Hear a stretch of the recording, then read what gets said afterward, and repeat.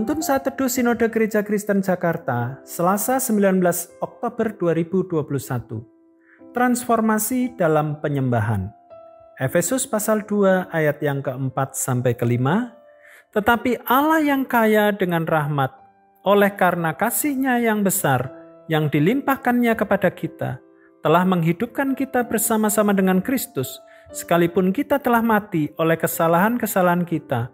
Oleh kasih karunia kamu diselamatkan.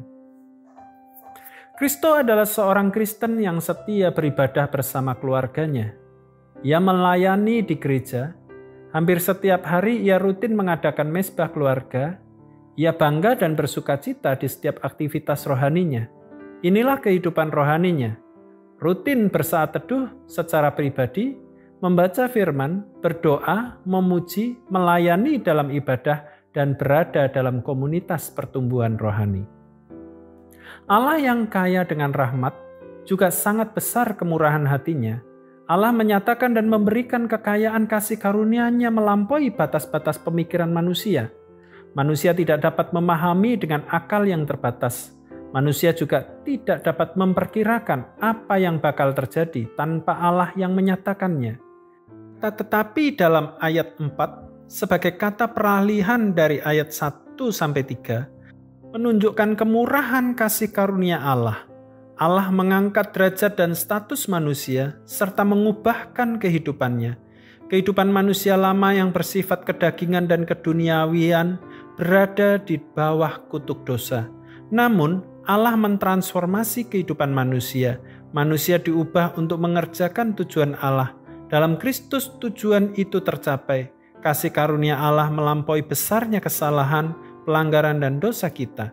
Dia menyelamatkan kita.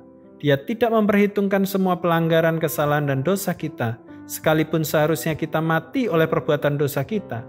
Hanya kasih karunia atau anugerah Allah dalam Kristus Yesus yang memungkinkan kita diselamatkan. Betapa berharga dan bernilainya kita di hadapan Allah. Dalam bahasa Latin, reformata semper reformanda, yang berarti kehidupan kita harus terus-menerus diperbaharui di dalam Yesus Kristus.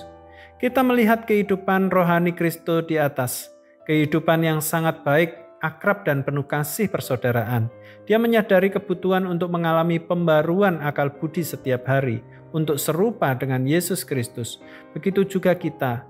Ingat firman Tuhan mengatakan, janganlah kamu menjadi serupa dengan dunia ini, tetapi berubahlah oleh pembaruan budimu, sehingga kamu dapat membedakan manakah kehendak Allah, apa yang baik, yang berkenan kepada Allah, dan yang sempurna. Roma 12 ayat yang kedua. Kerohanian Anda tidak diukur berdasarkan aktivitas rohani Anda, melainkan berdasarkan keintiman relasi Anda dengan Allah. Tuhan Yesus memberkati.